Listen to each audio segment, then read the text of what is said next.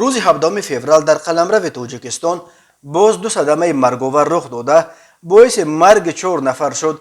صدمه اسم پرقربانی در ناحیه عینی رخ داد که 3 کشته به جا گذاشت. کمیته ایالت‌های فوق‌العاده تاجیکستان که روز 17 فوریه ساعت 12:50 در کیلومتر 158 راه دوشنبه خوجند در حدود ناحیه عینی ماشین سبکرو تمغه تویوتا کرولا که از جانب خانم 32 ساله ساکن محله لوچوب ناحیه سینای شهر دوشنبه اداره میشد به جری سرازیر شده است.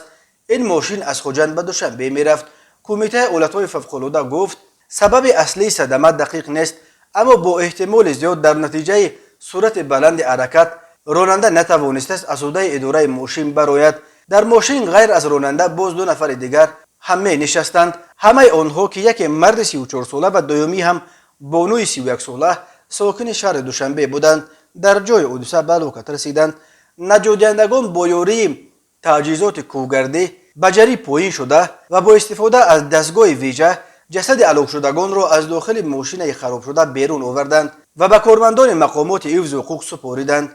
همزمان مرکز مطبوعات وزارت کارهای داخلی دوشنبه خبر داد که شب 17 فوریه سال 2022 تخمینا ساعت 00:20 راننده افت-ماشین تمغه خوندای رحیموف محمد سعید سال تولدش 1996 ساکن ناحیه یاوان هنگام حرکت در راه اتومبیلگرد یاوان رودکی از عهده اداره واسطه نقلیات نبرآمده ماشینش را در کنار راه چپ کرده است.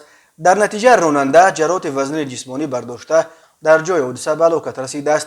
مسافر این ماشین قربانوف نسیم سال تولدش 1995 ساکن امین ناحیه جراحت جسمانی برداشته در بیمارخانه بستری گردیده است. اوید به این حادثه تحقیقات ادامه دارد. بنا به آمار رسمی وزارت کارهای داخلی تاجیکستان سال 2021 بر اثر 1102 صدمه نقلیاتی در راه‌های این کشور 395 نفر به هلاکت رسیده، 1218 نفر جراحت جسمانی برداشتند.